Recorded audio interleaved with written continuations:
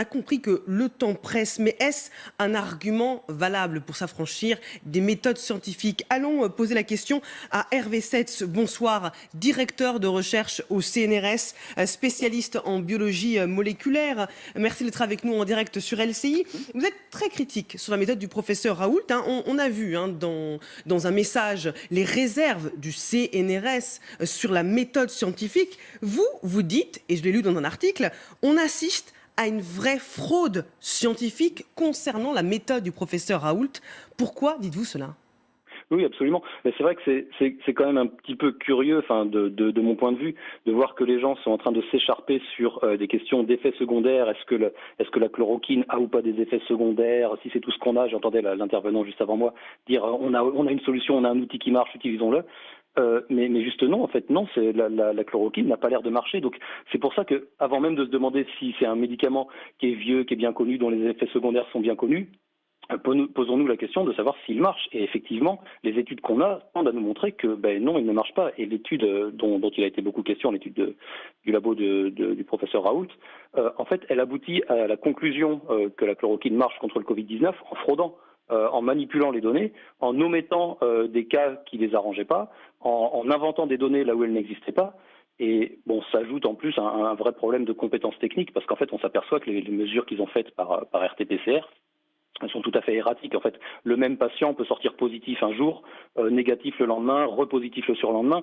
Donc visiblement, ces gens-là ont mal fait leurs mesures. Donc rien que ça, déjà, devrait dire qu'en fait, leur étude ne vaut pas grand-chose, quoi. Et quand on voit qu'en plus, ils ont torturé les statistiques pour leur faire dire ce qu'elles ne disent pas, pour moi, clairement, en fait, la chloroquine n'a pas l'air de marcher. Donc effectivement, de se dire qu'on n'a que ça, non, on n'a même pas ça, en fait. Les mots sont forts, Vous parlez de fraude scientifique, de torturer les données. Professeur Perron, qui est en plateau et qui, lui, défend l'usage de la chloroquine, et vous dites, au contraire, il y a des études qui montrent que la chloroquine fonctionne. Peut-être que vous avez envie de répondre. Mais moi, je le vois tous les jours qu'elle fonctionne. On passe moins de malades en réanimation depuis qu'on l'utilise, et tous les médecins qui l'utilisent constatent la même chose.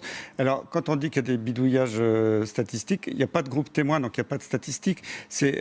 Tous les malades sont négatifs du point de vue virologique au bout de 5-6 jours. C'est un argument qui est imparable. Il l'a fait sur 24 malades, 80 malades, il va publier sur 1000 malades, et on nous parle de fraude et de bidouillage scientifique. Honnêtement, je ne comprends pas.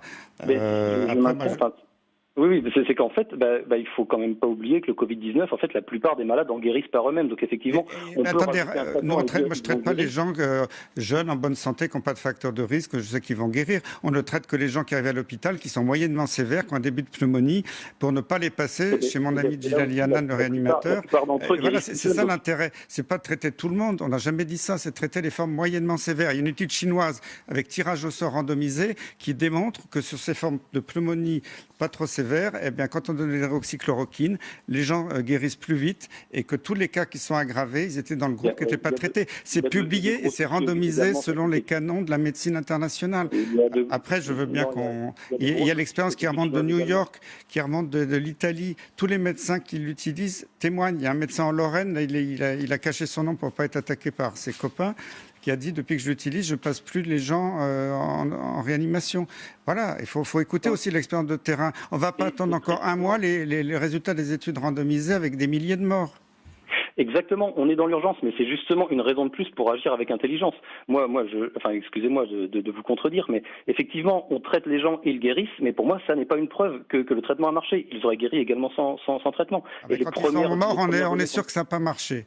Moi, je ne peux pas écouter ce genre de discours. Il y a des centaines de morts tous les jours. Ça fait un mois qu'il y a un retard en France, qu'on n'a pas utilisé ce produit. On va encore attendre un mois le résultat des études. Ça fait combien de dizaines de milliers de morts? Je suis désolé, mais la méthodologie, de temps en temps, il faut savoir l'assouplir et être pragmatique, c'est tout. Moi, je ne dis pas que c'est un produit miracle, mais regardons ce qui se passe à l'étranger. Tous les pays maintenant à l'étranger la recommandent, sauf quelques exceptions. Réponse rapide de Hervé Setz.